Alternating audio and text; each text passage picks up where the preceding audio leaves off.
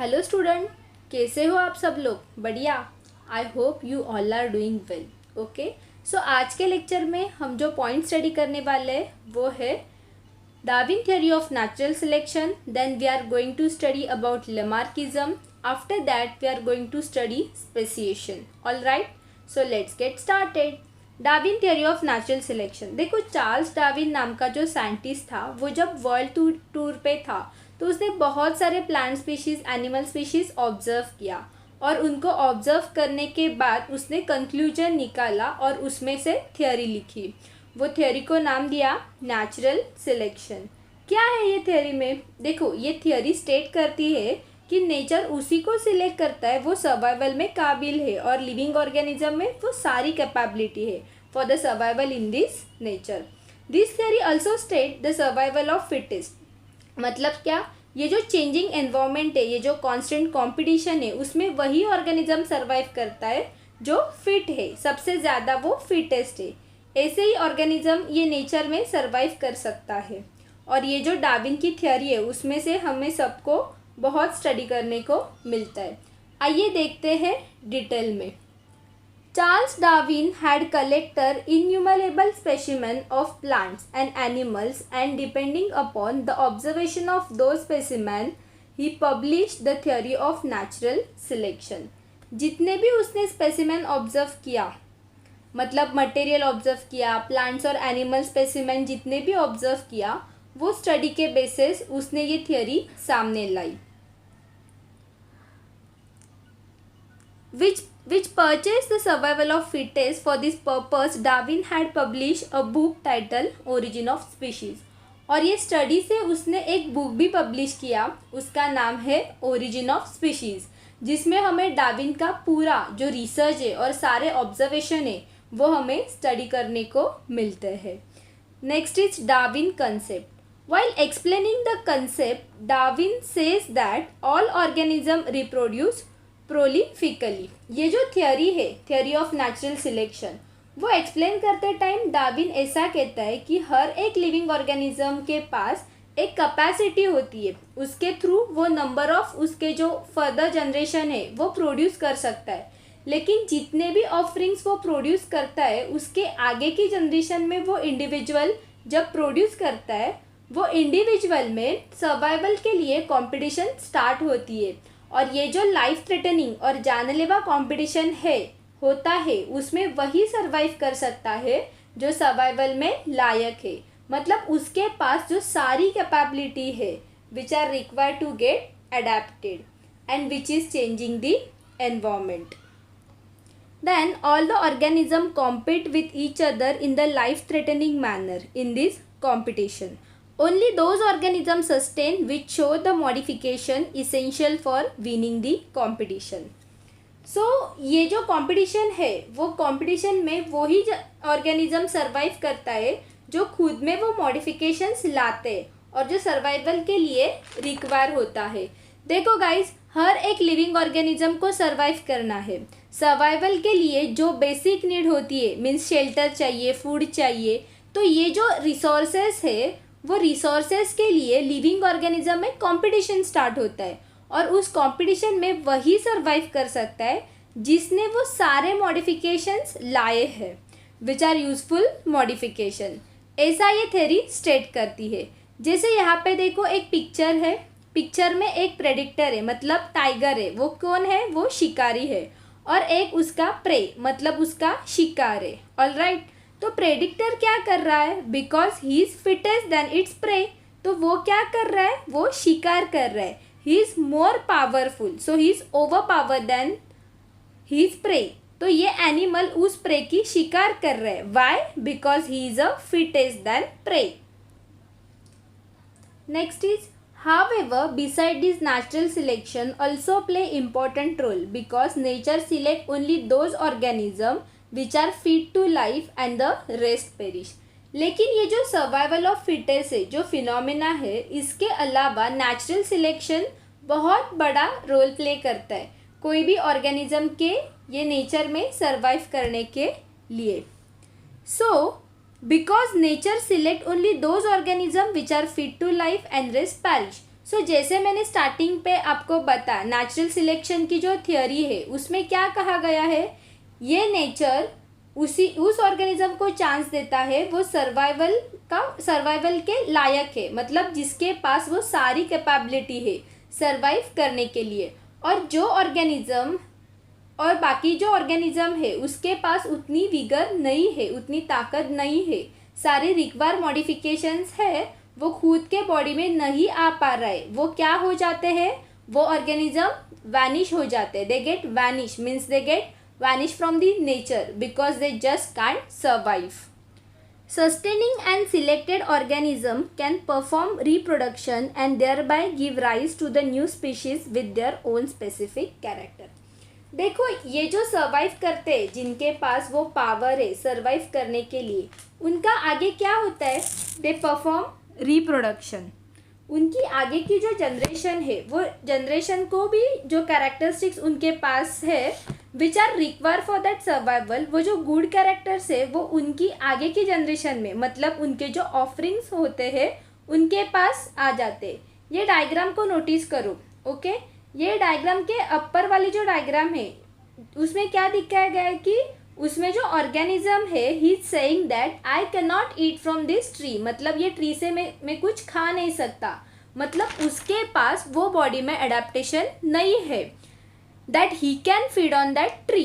Then उसके बाजू में जो इमेज है उसमें देखो, उसमें क्या दिखाया गया है कि ही डाई, वाई, क्योंकि he could not survive on that particular nature, because उसके पास वो एबिलिटी नहीं थी सर्वाइव करने की। अभी लोअर वाला इमेज देखो, उसमें वो ऑर्गेनिज्म क्या कर रहा है, yes I can eat from this tree. उसका मतलब क्या होता है, उस पर्टिकुलर ऑर्गेनिज्म के पास उसका फूड सर्च करने की कैपेसिटी है, जो एबिलिटी है वो उसके पास है। सो behind this picture they show that कि जो सर्वाइव होगा उसका रिप्रोडक्शन होगा और उसको जैसी आगे की जनरेशन राइज हो जाएगी। Next is Darwin theory of natural selection was widely accepted for long duration, however some objections were raised against the theory. Some of them objections are, Darwin की ये जो थियोरी है नेचुरल सिलेक्शन की वो widely accepted हो गई, लेकिन फिर भी उसमें कुछ ऑब्जेक्शन थे। क्या थे ऑब्जेक्शन, आइए देखते हैं। First objection was there, natural selection is not only factor responsible for evolution, मतलब इवोल्यूशन होने के लिए, मतलब न्यू स्पीशीज जो फॉर्म होते या फिर चेंजेस आते हैं जनरेशन बाय जनरेशन, उसके लिए सिर्फ नेचुरल सिलेक्शन एक ही फैक्ट है और जो एक ही फिनोमिना है वो काफ़ी नई है। मतलब इवोल्यूशन सिर्फ नेचुरल सिलेक्शन से नहीं होता है, इवोल्यूशन के लिए बहुत सारे फैक्टर रिस्पॉन्सिबल होते हैं। उनमें से एक होता है म्यूटेशन, मतलब जेनेटिक मटेरियल। जेनेटिक मटेरियल में अगर कुछ चेंजेस आ जाए कोई लिविंग ऑर्गेनिज्म का, मतलब जेनेटिक मटेरियल है कोई लिविंग ऑर्गेनिज्म का और उनमें से चेंजेस आ जाए तो उसको कहते हैं mutation.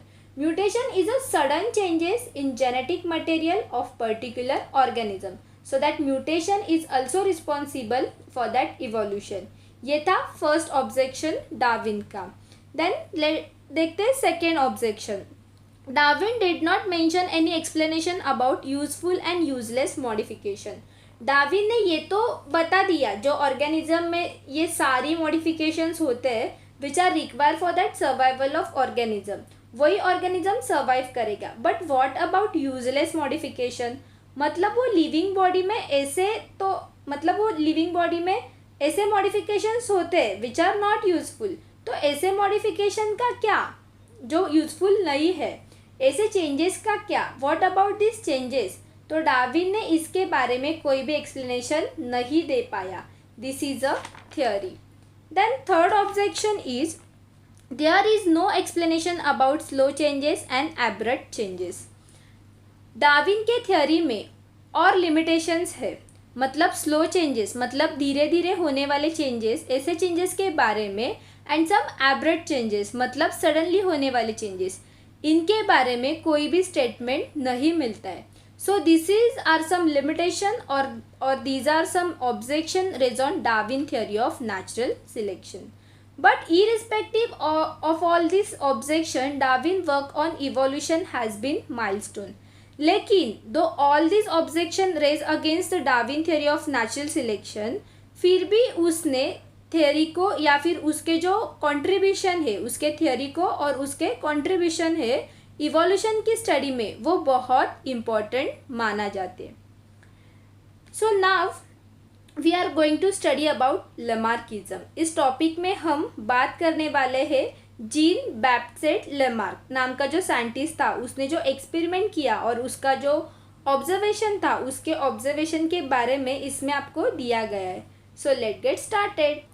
Gene Baptiste Lamarck propose that morphological changes occurring in living organism are responsible for evolution. देखो लेमार्क ने क्या कहा, जो मॉर्फोलॉजिकल मॉडिफिकेशन से कोई भी लिविंग ऑर्गेनिज्म लाता है खुद के बॉडी में. What are morphological modifications? मैंने आपको लास्ट लेक्चर में बताया अबाउट मॉर्फोलॉजी. सो मॉर्फोलॉजी क्या होता है? जिसमें लिविंग ऑर्गेनिज्म का स्ट्रक्चर या फिर पर्टिकुलर फॉर्म इसके बारे में स्टडी किया जाता है, that is called as morphology. Now morphological changes मतलब क्या? Morphological changes is a changes occur in the structure of that body of living organism. तो ये जो changes living organism अपने body में लाता है, these changes are responsible for evolution. ऐसा लेमार्क का कहना था. So and the reason behind those morphological changes is activities or laziness of the organism. जो morphological changes उस living organism के body में होते, वो चेंजेस के लिए क्या रिस्पॉन्सिबल होता है? ईदर द एक्टिवनेस और द एक्टिविटी और laziness of that particular organism. मतलब सिंप्लीफाई करके जाएंगे तो क्या होता है, जैसे यहाँ पे आपको जिराफ का एग्जाम्पल दिख रहा है. जिराफ के ये जो फर्स्ट जनरेशन थी तब जिराफ की नेक इतनी लॉन्ग नहीं थी, इट वॉज वेरी शॉर्ट. लेकिन जैसे जैसे जिराफ जो लॉन्ग ट्रीज थे, प्लांट थे, लॉन्ग ट्रीज थे, प्लांट थे, उनके लीव्स खाने लिए उसकी नेक को क्या करने लगा? रेज करने लगा. वैसे वैसे उसकी जो नेक है वो जनरेशन बाय जनरेशन क्या होती गई? इलोंगेटेड होती गई. अभी ये चेंजेस है वो जिराफ ने खुद के बॉडी में लाए हैं. That's why such changes are called as a acquire changes. मतलब जो ऑर्गेनिज्म लाता है खुद के बॉडी में उसको हम बोलते हैं एक्वायर चेंजेस. तो लेमार्क का कहना था ऐसे चेंजेस की वजह से इवोल्यूशन होता है. He called this concept as principle of use और डिसयूज ऑफ ऑर्गेन. और ये कंसेप्ट को उसने क्या नाम दिया? प्रिंसिपल ऑफ यूज और डिसयूज ऑफ ऑर्गेन. मतलब क्या? जिन ऑर्गेन का यूज होता है वो क्या होता है? डेवलप होते हैं. जैसे यहाँ पे अभी जिराफ के एग्जाम्पल दिया, ओके, लीव्स को खाने के लिए उसकी नेक को यूज किया, means he stretch his neck, that's why neck develop. So disuse of organ मतलब जिस ऑर्गेन का यूज नहीं होता है वो वैनिश हो जाते हैं, वो पेरिश हो जाते हैं, गायब हो जाते हैं लिविंग ऑर्गेनिज्म के बॉडी में से. And this is responsible for the evolution. ऐसा लेमार्क का कहना था. Further he said that the neck of giraffe has become too long due to browsing on leaves of tall plant by extending their neck for several generation. जैसे मैंने अभी आपको giraffe का example दिया वही यहाँ पे एक्सप्लेन किया जाता है. Similarly, shoulder of the iron smith have become very strong due to frequent hammering movement. और इसी तरह से हम दूसरा एग्जाम्पल लेना चाहेंगे for the principal of use और डिसयूज ऑफ ऑर्गेन. वो हम दे सकते हैं आयरन स्मिथ का एग्जाम्पल. आयरन स्मिथ मतलब लोहे का जो काम करता है ना उसको आयरन स्मिथ बोलते हैं. आयरन स्मिथ जो होता है उसके जो शोल्डर्स के मसल्स होते हैं वो बहुत स्ट्रांग हो जाते हैं because of that constant hammering movement. वो लोहे का काम करते टाइम वो लोहे का जो हैमर करता है उसकी वजह से उसका मसल्स स्ट्रांग हो जाता है. Because of that constant movement उसके शोल्डर के मसल्स क्या हो जाते हैं? स्ट्रांग हो जाते हैं और वो बहुत स्ट्रांग होते हैं. Now next is similarly the example of disused organ have our wings of birds like ostrich and emu become weak due to no use. emu और ostrich ये जो बर्ड्स है उनके जो विंग्स है उनका एज सच कोई यूज़ नहीं करते हैं तो ये विंग्स क्या हो गए, they are become weak because of no use at all. Next example we can give the legs of birds like swan and duck have become useful for the swimming due to living in water. स्वान और duck का example लेते हैं. स्वान और duck जैसे organisms होते हैं जो constantly उनकी जो मूवमेंट होती है वो वाटर में होती है और वो वाटर में रहते हैं, तो पानी में स्विम करने के लिए उनके जो लेग थे वो मॉडिफाइड हो गए उसी तरह से. और नेक्स्ट एग्जाम्पल हम लेंगे स्नेक का. Snake have lost their legs by modification in their body for burrowing habits. Okay? Snake को पहले लेग्स थे लेकिन स्नेक को लेग्स अभी नहीं होते हैं because of this burrowing habit where there is no use of that legs, that's why the leg become disappear, that's why the snakes have no legs. Next देखेंगे all these example are type of acquire character. ये जितने भी हमने example देखे, giraffe का example देखा, emu और ostrich का एग्जाम्पल देखा, डक और स्वान का एग्जाम्पल देखा, स्नेक का एग्जाम्पल लिखा, तो ये जितने भी एग्जाम्पल ऑर्गेनिजम्स के हमने देखे हैं उन्होंने क्या किया कि उनके पर्टिकुलर हैबिट में सर्वाइव करने के लिए खुद की बॉडी में वैसे चेंजेस लाए, बॉडी को मॉडिफाइड किया. इसलिए ऐसे कैरेक्टर को विच आर बिकमिंग मॉडिफाइड, ऐसे कैरेक्टर को कहा जाता है acquire character. And are transfer from one to another generation, this is called as theory of inheritance of acquired character और लेमार्किज्म. ये जो लेमार्क ने बताया इसलिए इसके वजह से इवोल्यूशन होता है या फिर ये जो कैरेक्टर्स होते हैं वो नेक्स्ट जनरेशन में पास होते हैं. This is called as a inheritance of acquire character और लेमार्किज्म. क्यों इसको लेमार्किज्म बोलते हैं? क्योंकि लेमार्क नाम के साइंटिस्ट ने वो सर्च किया था. So next is development of organ due to specific activities or their degeneration due to use at all was widely accepted. तो लेमार्क ने ये जो बताया यूज और डिसयूज ऑफ ऑर्गेन, जो उनका प्रिंसिपल था वो वाइडली एक्सेप्टेड हुआ. जिन ऑर्गेनिज्म का यूज होता है या फिर ऐसे स्ट्रक्चर उनका यूज होता है उनका डेवलपमेंट हो जाता है आगे, जैसे जिराफ के केस में हुआ. और जिन ऑर्गेनिज्म का और जिन स्ट्रक्चर का लिविंग बॉडी में यूज नहीं होता है दैट स्ट्रक्चर दैट ऑर्गन में become disappear. But transfer of those character from generation was rejected. लेकिन लेमार्क ने जो कहा इनहेरिटेंस ऑफ एक्वायर कैरेक्टर, ये जो उसने कहा कि ऐसे कैरेक्टर जो पर्टिकुलर लिविंग बॉडी खुद की बॉडी में अडेप्ट करते हैं और लाते हैं, मॉडिफाइड करते हैं, वो कैरेक्टर उसकी आगे की जनरेशन में पास होते हैं, ऐसा लेमार्क ने कहा. लेकिन उसकी जो थियोरी है वो रिजेक्ट हो गई. And why this theory rejected, let's see. Because it had been verified many times that modification brought in use are not transfer to next generation and thereby Lamarck theory was disproof. Because ये बहुत बार notice किया कि उस particular living body खुद में जो changes लाती है, खुद में जो मॉडिफिकेशंस लाती है, वो नेक्स्ट जनरेशन में पास नहीं होते हैं. वाई? बिकॉज वो पर्टिकुलर लिविंग ऑर्गेनिज्म ने खुद ने मेहनत करके वो कैरेक्टरिस्टिक्स खुद में लाए हैं. और नेक्स्ट जनरेशन में क्या पास होता है? द कैरेक्टर और the things which are genetic material. Genes next generation में पास होते हैं, मतलब मॉडिफिकेशंस नेक्स्ट जनरेशन में पास नहीं होते. जो भी इनहेरिटेंस कैरेक्टर है मतलब जीन नेक्स्ट जनरेशन में पास होते हैं. बट ये जो मॉडिफाइड कैरेक्टर्स होते हैं दोस पर्टिकुलर लिविंग ऑर्गेनिज्म में एक्वायर होते हैं, मतलब खुद ने लाए होते. जैसे आयन स्मिथ का एग्जाम्पल में क्या हुआ, उसके शोल्डर के मसल्स क्यों स्ट्रांग हो गए? Because of this constant hammering activity.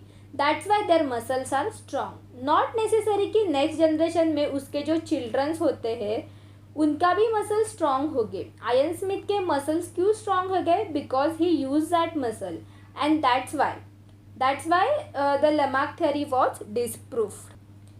Next is speciation. अब स्पीशीज क्या होता है? What is species? Species is a group of individual. जैसे हम है, we are homo sapiens. Homo is a gene और सैपियंस इज अ स्पीशीज और species name. जितने भी इंडिविजुअल है, जैसे हम इंडिया में रहते हैं वैसे ऑस्ट्रिया में रहने वाले ह्यूमन बींग से, अमेरिका में रहने वाले ह्यूमन बींग से, या फिर किसी और क्वांटिटी में रहने वाले ह्यूमन बींग से, सब क्या है, we all are human, we all fall under the Homo sapiens, means we all are species sapiens. क्या होता है स्पेसिफिकेशन, क्या होता है speciation, is a formation of species. तो देखते हैं कि स्पेसिएशन क्या होता है। Formation of new species of plants and animals is the effect of evolution. Species is the group of organism and that can produce fertile individual through the natural reproduction. तो ये speciation क्या होता है, formation of species of plants और animal. ये जो new species है, ये जो न्यू स्पीशीज फॉर्म होते हैं, this is because of evolution. मतलब क्या, मीन्स व्हाट, एनिमल का एग्जांपल लेते हैं। एनिमल्स में जैसे जैसे जनरेशन आगे आगे ग्रो हो रही है, उस जनरेशन में या फिर आफ्टर सम जनरेशन कुछ चेंजेस दिख रहे हैं। Because of this changes new species gets form. That's why they are saying speciation is the effect of evolution. Means evolution होता है, चेंजेस आते हैं, इसलिए वो सारे चेंजेस का जो परिणाम होता है उनमें न्यू स्पीशीज फॉर्म हो जाती है। That is called as a speciation. So species is a group of organism that can produce fertile individual through natural reproduction. What is species? मैंने बहुत सिंप्लीफाई करके बताया, it is a group of individual. Species में प्रजाति, यहाँ पे और elaborate करके कंसेप्ट को बताया है। It is a group of organism which can produce fertile individual through natural reproduction. जो एक ही स्पीशीज़ में बिलोंग करते हैं उनमें नेचुरल रिप्रोडक्शन होता है और उनके जैसे उनके क्या होते हैं, ऑफरिंग्स रेडी हो जाते हैं। Now next is each species grow in a specific geographical condition. हर एक स्पीशीज पर्टिकुलर जियोग्राफिकल कंडीशन में ही ग्रो हो सकता है। जैसे we are homo sapiens. Now हमारे जो प्रीवियस एंसेस्टर्स थे उनकी स्पीशीज हमसे अलग थी। There are Neanderthal man, there was handy man, there was Cro Magnon man. ये सब एग्जाम्पल है, ये हम नेक्स्ट लेक्चर मतलब ह्यूमन इवोल्यूशन में स्टडी करने वाले हैं। तो ये जितने भी स्पीशीज़ है उनकी जियोग्राफिकल कंडीशन अलग थी और हम अलग जियोग्राफिकल कंडीशन में ग्रो होते हैं। So there are food, habitat, reproductive ability and period is a different. However, genetic variation is responsible for formation of new species from earlier one. और हर एक स्पीशीज़ का जो बिहेवियर होता है, उनका जो हैबिटाइट, फूड, हैबिट्स, उनका जो शेल्टर होता है, स्ट्रक्चर होता है, वो भी क्या होता है, डिफरेंट होता है, अलग अलग होता है। However, genetic variation is responsible for formation of new species from earlier one. So, नई species क्यों form होती है? Because of that genetic variation of that particular new species from its earlier one. So, genetic variation मतलब क्या? Change in a particular genetic material. Besides geographical and reproductive changes are also responsible. इसके अलावा geographical and reproductive changes होते हैं generation by generation, वो भी responsible होते हैं for that formation of new species. Next is similarly the geographical और reproductive isolation also leads to speciation. जैसे जियोग्राफिकल और रिप्रोडक्टिव चेंजेस रिस्पॉन्सिबल होते हैं न्यू स्पीशीज फॉर्म करने के लिए, उसी तरह से न्यू जियोग्राफिकल और रिप्रोडक्टिव आइसोलेशन भी रिस्पॉन्सिबल होता है स्पेसिएशन और formation of the new species के लिए। Then what is evolution? Evolution means what? Evolution means separation, to get isolated, to get separated. अभी उसे इलाबरेट करके स्टडी करते हैं। यहाँ पे इमेज में आपको फ्रूट फ्लाइज का पॉपुलेशन दिख रहा है। You can observe first circle, okay. So there is a population of fruit flies in a first circle. After that second circle में देखो कुछ तो बैरियर आ गया है वो सेम पॉपुलेशन में, मतलब कुछ ब्लू कलर का आ गया है उसमें, और बिकॉज ऑफ दैट बैरियर क्या हुआ, जो पॉपुलेशन था वो जो एक ही पॉपुलेशन था जहाँ पे सारे individual over belonging to same group, उस ग्रुप में अभी क्या हुआ, उस पॉपुलेशन में 2 डिवीजन बन गए बिकॉज ऑफ दैट बैरियर दिख रहा है, वो बैरियर की वजह से क्या हो गया, 2 डिवीजन हो गया एक ही पॉपुलेशन में. So barrier could be geographical and any geographical barrier, कौन सा भी जियोग्राफिकल बैरियर हो सकता है. ना व्हाट आर जियोग्राफिकल बैरियर, ये जियोग्राफिकल बैरियर एग्जैक्टली है क्या. एक पॉपुलेशन होता है वो सडनली डिवाइड हो जाती है because of change in pathway of river क्या है, एक जियोग्राफी का फैक्टर है, एनवायरमेंटल का फैक्टर है, यू नो ना रिवर. सो रिवर अपना पाथवे चेंज करती है. कब चेंज करती है, जब सडनली कोई माउंटेन रेस हो जाता है, तब ये जो सब जियोग्राफिकल बैरियर आते हैं उनकी वजह से पॉपुलेशन सेपरेट हो जाता है. सो फ्रूट फ्लाइज का भी पॉपुलेशन वैसे ही सेपरेट हो गया. मीन्स एक ही पॉपुलेशन में 2 और मोर देन 2 ग्रुप्स बन जाते हैं. जैसे यहाँ पे 2 ग्रुप बने हैं, दिख रहा है क्या. ये आगे जाके क्या हुआ, ऊपर का जो ग्रुप था उसमें खुद ने रिप्रोड्यूस करना स्टार्ट कर दिया, और जो नीचे का ग्रुप है उसने भी अपना अपना रिप्रोड्यूस करना स्टार्ट कर दिया, रिप्रोडक्शन स्टार्ट कर दिया. एंड द रिजल्ट इज, इसका रिजल्ट क्या आया, अपर सर्कल में, अपर जो सर्कल है उसमें नेक्स्ट जनरेशन थे उसमें, और नीचे वाले जो ग्रुप है उसमें वो रिप्रोडक्शन के बाद ऑफरिंग्स उसने क्रिएट किए, उन ऑफरिंग्स का पॉपुलेशन और ऊपर का जो सर्कल है उनका पॉपुलेशन और नीचे का जो सर्कल है उनका पॉपुलेशन, इसमें हमें क्या दिख रहा है, चेंजेस नज़र आ रहे हैं. Why, because of genetic variation in both this population, and because of this new species got formed. That's why geographical और reproduction isolation also leads to separation. ऐसा उन्होंने कहा.